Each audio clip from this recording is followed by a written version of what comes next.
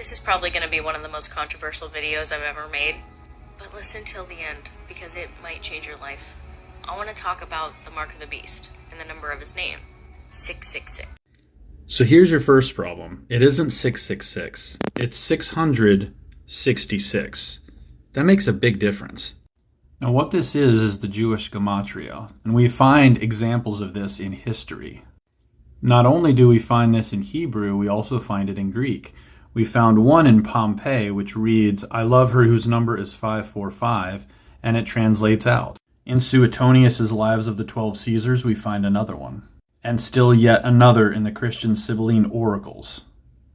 So here we see Nero Caesar translated into the gematria. This is how it's done.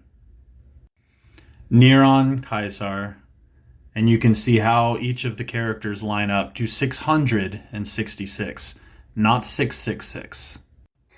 What if you could actually pronounce it? Chai, Zai, stigma. Chai makes a ch or a ch sound. Zai is a z, and stigma is s. So if you put it all together, you get Jesus. Jesus. Jesus. Now in the Sibylline Oracles, we can see Jesus' numerical equivalents of 888. So let's put this to rest. It's not talking about the name of Jesus. I mean, honestly, it's bad enough that this whole Torah observance movement is throwing works into our salvific gospel. But on top of that, you're going to sully the name of Jesus just because it isn't Yeshua? Jesus, the name, is just transliterations through a couple languages. We're talking about the same person. We're talking about the deified Christ, God, fully man and fully God.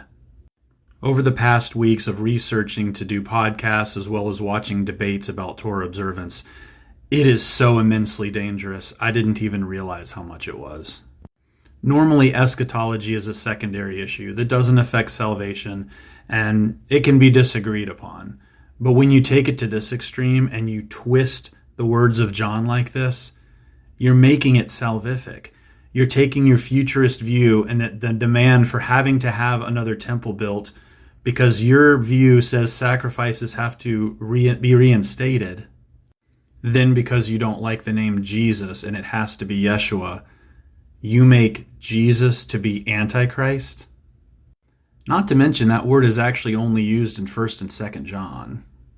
The beast of Revelation was Rome. The second beast of Revelation was Nero Caesar. Both fit all of the criteria. Please stop spreading this misinformation to everyone. It's brutal.